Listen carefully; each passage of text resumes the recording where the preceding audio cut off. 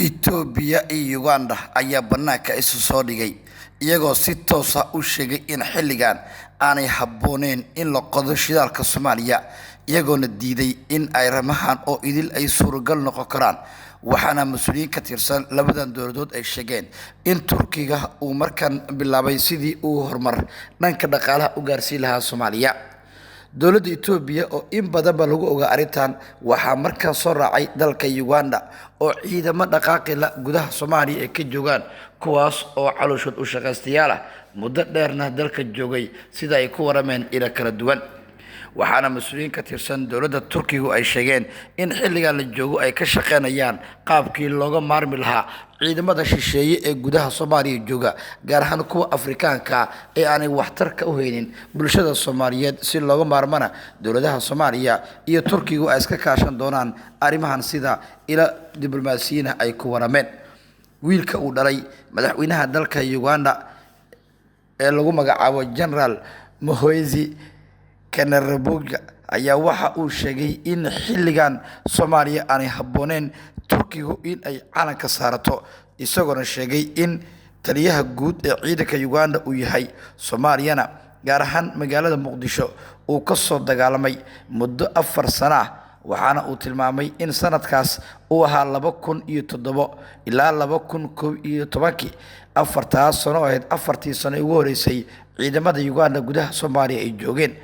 waxa uu tilmaamay in dowladaha kaliya ee arrimahaasi ku caawiyo ciidanka Uganda xilliga uu joogo Soomaaliya ay ahaayeen Mareykanka, Ingiriiska iyo Faransiiska isagoona tilmaamay in 2011 uu meel ka dhac soo noqday Turkiga isla markaana uu muuqdo in uu samada ka soo dhacay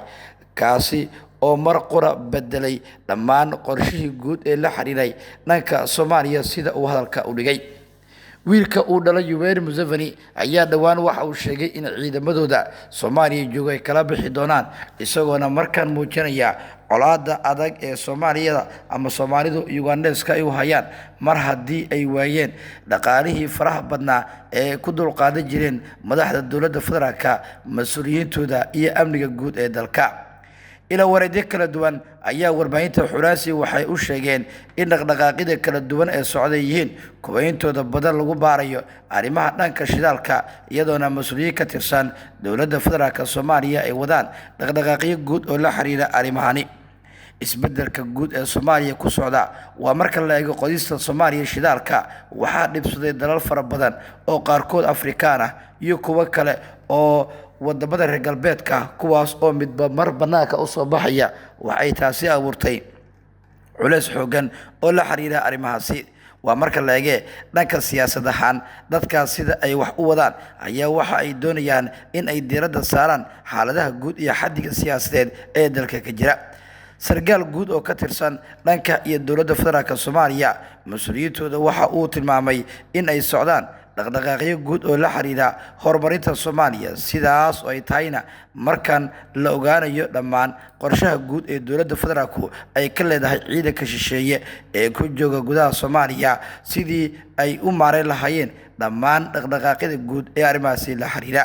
mas'uuliyiintan ayaa waxa ay tilmaameen in ay wadaan isku dayo kala duwan oo arrimahani ku saabsan iyagoona xusay in xilligan la joogo aanay habbooneyn in la sameeyo dhaqdhaqaaqyo guud oo la xiriira arrimaha geeska Afrika oo mas'uuliyiintu dowladdu ay tilmaameen in ay wadaan isku dayo kala duwan oo arrimahaasi la xiriira dowladaha Uganda, Itoobiya iyo dalalka kale ayaa waxa ay sheegeen intooda badan in ay ka shaqeynayaan sidii loo abaabuli lahaa dhaqdhaqaaqyada guud ee ku saabsan arrimahaasi iyadoona wararka soo baxaya ay tilmaamayaan in ay mas'uuliyiinta dowladda federaalka Soomaaliya iyo Turkiga iska kaashanayaan qaabkii meesha looga saari lahaa isku dayadaasi kala duwan ee arrimahaasi la xiriira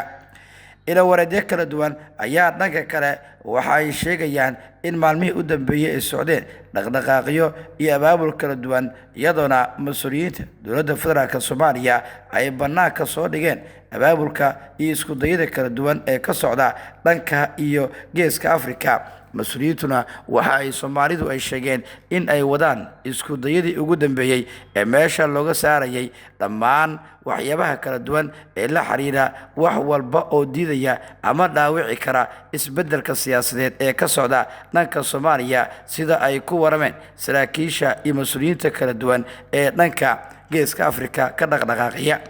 Soomaaliya ayaa waxaa hadda miiska u saaran sidii ciidanka Uganda oo meelo kooban ka jooga gudaha Soomaaliya looga saari lahaa. Uganda waa dalka saddexda af wax ku cuna ee marka la joogo gudaha Soomaaliya. ciidan military ah oo midowga Afrika u diiwaan gashan ayaa ka jooga gobolka Shabeellaha Hoose, kuwaas oo qayb ahaan noqonaya qaybta afraad ee howlgalka midowga Afrika.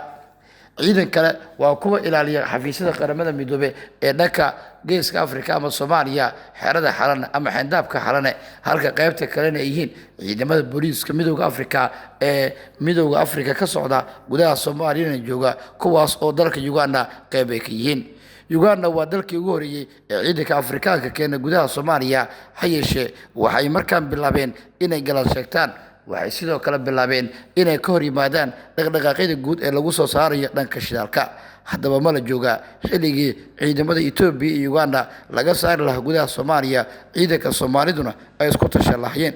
wixii warar iyo dhacdooyin arrimahan ka soo kordha baahinteena tan xigta warbaahinta Xuraansi ku daawo. waad ku mahadsantahay daawashadii la socodka wararkayga.